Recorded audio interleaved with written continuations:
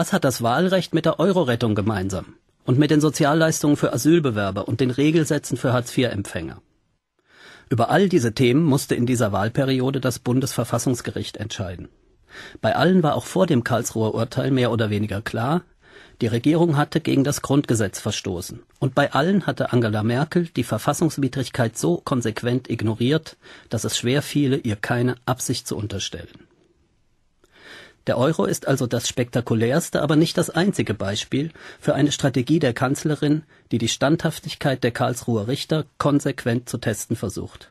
Und damit auch die Dehnbarkeit der Verfassung, auf die sie geschworen hat. Natürlich ist es schwer, die europäischen Entscheidungsprozesse in der Finanzkrise mit angemessener Rücksicht auf das Haushaltsrecht des Bundestages zu verbinden. Aber wer wirklich überzeugt wäre von diesem zentralen Bestandteil der parlamentarischen Demokratie, wer wenigstens ein Minimum an Ehrfurcht vor denen hätte, die das Haushaltsrecht vor knapp 200 Jahren mühsam erkämpften, wer also den Eid einer Kanzlerin wirklich ernst nähme, hätte dem Bundestag so viel Information und Mitsprache eingeräumt wie nur möglich und nicht so wenig, wie er nur kann. Das Verfassungsgericht hat der Regierung Merkel nun schon mehrfach detailliert erläutert, welche Pflichten sie gegenüber ihren Volksvertretern hat. Am 12. September, wenn die vorläufige Entscheidung zum europäischen Rettungsschirm fällt, wird es nicht anders sein.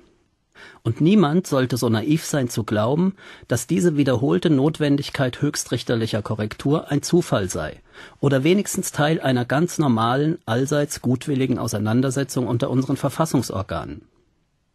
Merkel spricht es nicht so ungeschickt deutlich aus wie der Italiener Mario Monti. Aber auch sie setzt mehr auf die Freiheit der Exekutive und weniger auf die Rechte des Parlaments. Also auf das, was die Publizistin Gertrud Höhler eine leise Variante autoritärer Machtentfaltung nennt. Das höchste Gericht beschäftigt die Kanzlerin offensichtlich in der Hoffnung, Karlsruhe würde irgendwann die Nerven verlieren und die eine oder andere demokratische Bastion zum Vorteil der Regierung räumen. Sie behandelt unsere höchste Instanz, den wichtigsten Wächter der Verfassung, wie einen lästigen innerparteilichen Konkurrenten, den man nur lange genug mürbe machen muss. Wer es nicht glaubt, mag sich das Beispiel Wahlrecht ansehen. Zweimal entwarf die schwarz-gelbe Koalition Gesetze, die vor allem Merkels CDU eklatant bevorzugt hätten. Zweimal sagten ihr fast alle Juristen, dass die Entwürfe gegen das Grundgesetz verstoßen.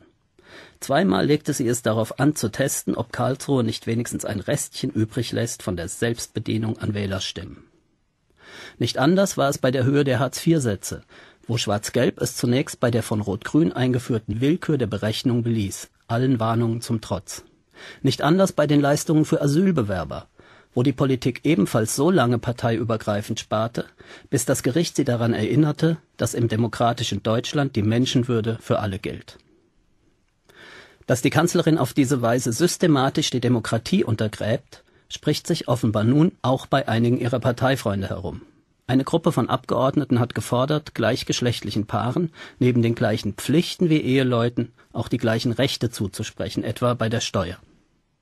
Die Begründung enthielt eine klare Warnung vor der Fortsetzung Merkelscher Verfassungsignoranz. Dieses Mal, so hieß es, könne man ja handeln, bevor das Gericht einen zwingt.